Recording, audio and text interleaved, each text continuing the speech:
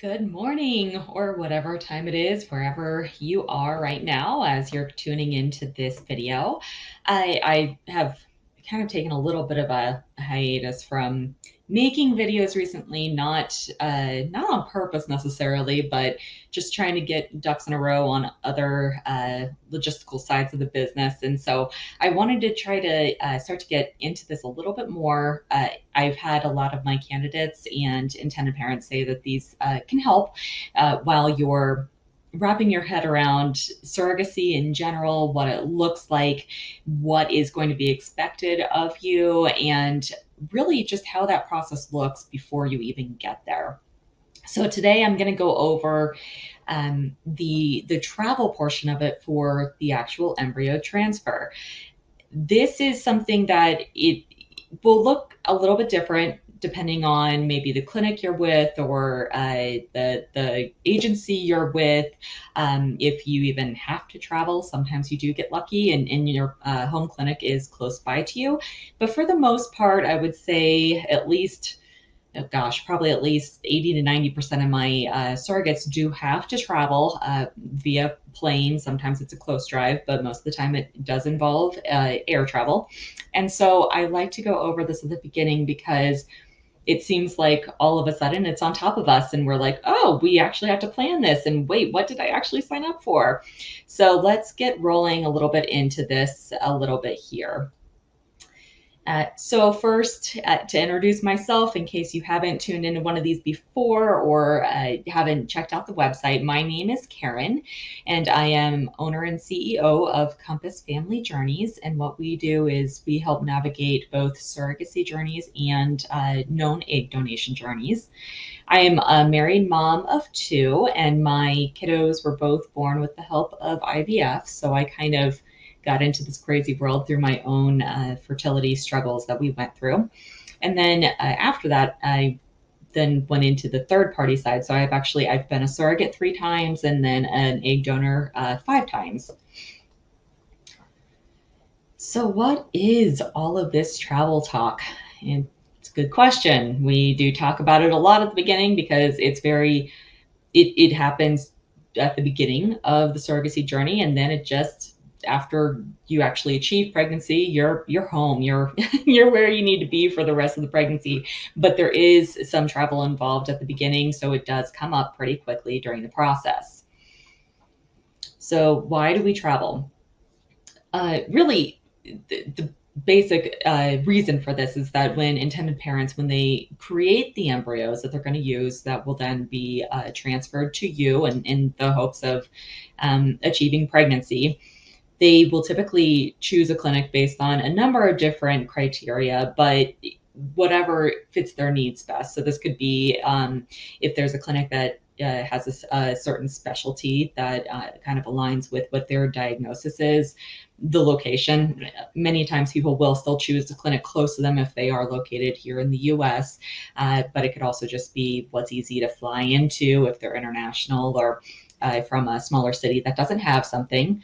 It could also be because of recommendation. So if they were sent to certain clinics from someone else that may have gone through the process, or the reputation. So if they're looking up success rates or just the I guess reviews or different things online or through word of mouth, that's going to play a factor into the clinic that they choose too. And so that clinic, whatever their home clinic is, that's where the embryos are created and then where they're stored.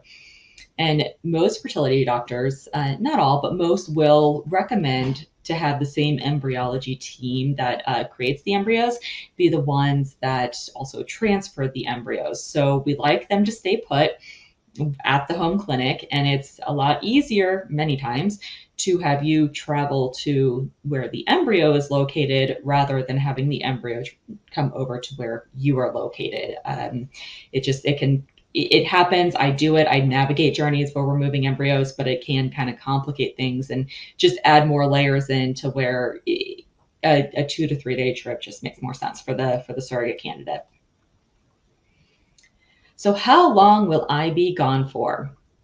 Okay, so the entire embryo transfer cycle that you'll be undergoing when it comes to the meds that you're taking and everything leading up to the actual transfer. It typically lasts about 3 weeks on with the I guess the most common protocol that I'll see. Sometimes it's a 6 week up until transfer. Sometimes it's very quick if it's a natural cycle, but most commonly it's about 3 weeks. However, those appointments that you're doing prior to that transfer, typically you'll have 2 to 4 appointments leading up to transfer.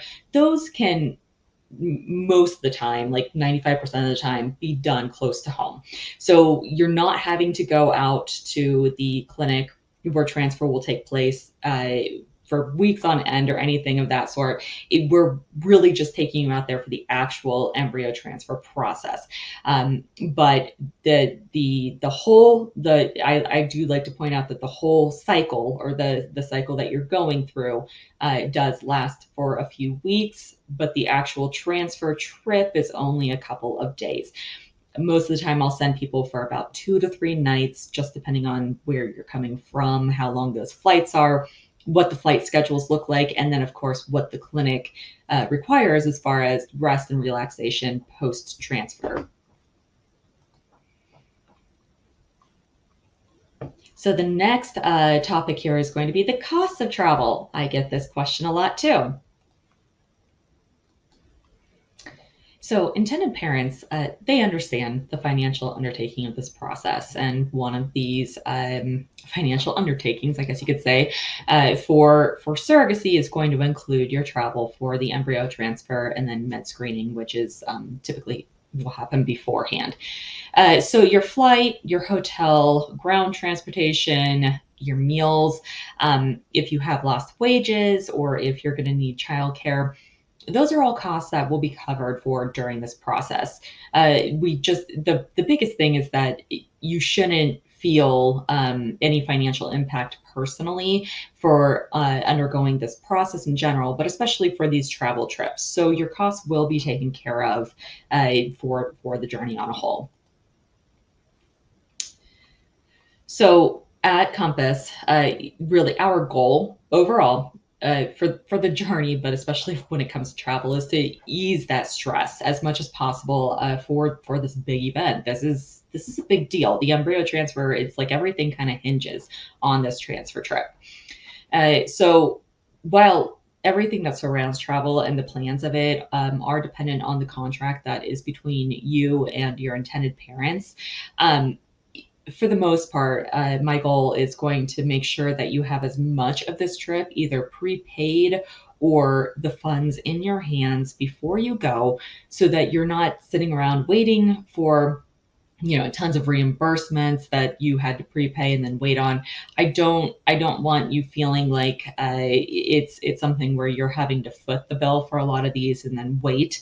I do want to make sure that you have as much of the funding as possible in your hands before you even get on that flight to travel.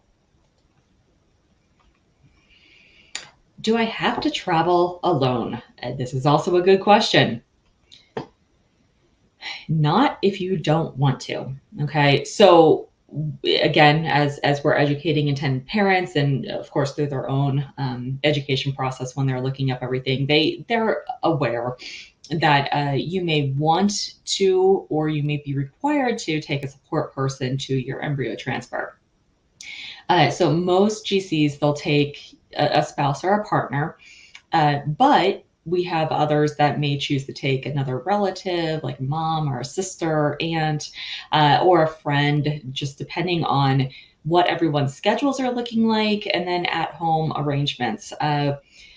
So, if you know that your kids will just do better keeping the routine with dad at home, it may make sense to have dad stay home and then have you as the carrier maybe take a friend or a sister or a relative out to the transfer trip instead of trying to have someone step in for that child care portion of it. On the flip side, you don't have to take someone. So I get that question too. There are going to be some times where the clinic does require you to have someone, this is especially common for clinics that might have more strict bed rest requirements afterwards, where they really don't want you getting up and moving around, getting food, all of that. They'll want someone there that can kind of take care of you a bit. But there are many clinics where it's not a requirement for you to have someone there. So if you're really looking forward to having that alone trip, that mama alone trip, and just sleeping in, eating what you want, when you want, not having to coordinate with someone else, with someone that you're traveling with, we can make that happen too. So it really comes down to your personal wants, needs, and making sure that that then aligns with the clinic requirements and their suggestions. Okay, so when it comes to the planning process, or when we're looking at putting all of this together and all these puzzle pieces together, once we receive your transfer calendar from your clinic, which, by the way, this typically happens once your contracts are completely finalized with your legal counsel, with your legal team, signatures in place, that's gone over to the clinic where you've already been medically cleared. At that point, they'll start working with you to get an embryo transfer calendar put together and over into your hands. But once we have that, and we have that tentative date, again, it's always going to be tentative. Things can change, but that's it. We kind of use that date to build everything upon. We'll start working on making those tentative and or changeable reimbursable travel plans for that target date. So I do like to kind of get this started beforehand. I used to wait a lot more. One of the good things that COVID brought us was some more like additional flexibility within travel arrangements to change up things if needed. So I've started doing this a little bit earlier in the process for a couple of reasons. First, because my surrogates like to kind of know what's going on and be able to plan ahead of time, get that time off work, all those little parts and pieces that go into it. And then also it's just it's a cost savings thing. If anytime you can plan travel a few weeks out rather than the week before, it's going to give us more options, and instead of just finding what's left over, and it typically is a little bit cheaper for the parents. The things that we would need to know from you as the surrogate in order to kind of plan everything and get everything in place is going to be what your flexibility is around the transfer and flight times. So we always kind of prep everyone that you've got to have some flexibility. You have to be gone for a certain amount of time, but there might be a situation where you're like, it would be easier if I could at least work a half day that day. Can you look at flights that maybe leave in the afternoon, the day before transfer instead of the morning? Or if you've got, some extra flexibility at the end because we're going into a weekend, then you might be a little bit more open so we can kind of play around with those flight times and find what makes the most sense and is the less chaotic with getting you in and out of places. And then, of course, how much time you and your support person may have to take off of work. Typically, your lost wages are covered for this, or it can go against, your spousal lost wages. They'll typically have a certain amount of days that they can take off and get reimbursed for this journey. So we'll just need to know how many days you're looking at taking off of work and what days those are, so that we can make sure that that's all communicated to all parties and to the escrow team. Also, if you're going to need childcare, so if you and your husband are taking off and maybe you don't have, grandma to watch the kids or something, and you need to hire out childcare, we'll just want to kind of get a good feel from you as to how many days you're going to need, what that schedule is going to look like. And then also, if you're going to prefer a rental car, a rental vehicle during your trip, or if you would prefer to do like a rideshare like Uber or Lyft for your ground transportation. So there are some cities where it's nice to just have your own vehicle, and parking is easy around town and whatnot, and it's nice to have that vehicle. Then there's others where, if you're going to like New York City or LA or some of those other areas, you may prefer to have someone else do the driving and just kind of do that ride share for the trip. So we just like to know those logistical details beforehand so that we can then start putting everything together. Okay, so I did put on here a sample itinerary. It is smaller than what I typically send out, but this kind of gives you a good idea as to what we send once we kind of get everything finalized. And we like to put it together basically so it's a 1 or 2 page document that's going to have all of your reservation numbers, times of your flights, costs, what you're getting for prepaids versus what's going to be a reimbursement, and then just having like even like phone numbers for hotels and all that contact information, so you don't feel like you're lost or you don't have everything just at at a glance. So this is the first page of a sample itinerary that I put together.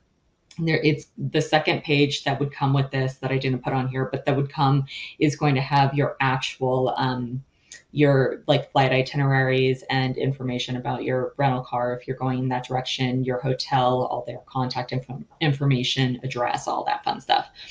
But for the first page, or the one that has the majority of the information, we're of course going to have the dates that you'll be gone, where your actual transfer will be held, and then I will put on there your airline, your reservation number with that, the times of your travel, who you're running your car through if we're deciding on a rental car, your hotel, and that reservation number. You'll see there that on the other side, I've got your costs. So the airfare that's prepaid, your food per diem costs, the hotel will be listed on there, and everything that is sent to you ahead of time financially or money wise. So those funds that you'll have sent to you versus maybe what's already been set up, or prearranged. I will put on reminders on here. So one of the big reminders that I'll always give people, especially if they do choose to rent a car, is that they will always over authorize your credit card or debit card, sometimes by hundreds of dollars. So you need to make sure that you have funds available within your account to cover that over authorization. I just like to have that, kind of disclaimer there before you even go on your trip. And that, if your contract stipulates anything as far as for the rental car only, will it cover gas too, tolls, what else will it cover? If it covers anything, I'll have all those notes on there.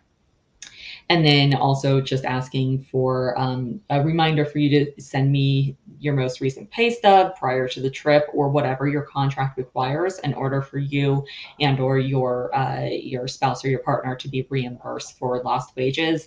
And then of course, if say I don't have it on here, but if you needed childcare, just reminding you that you will need an invoice of some sort in order for that cost to be reimbursed.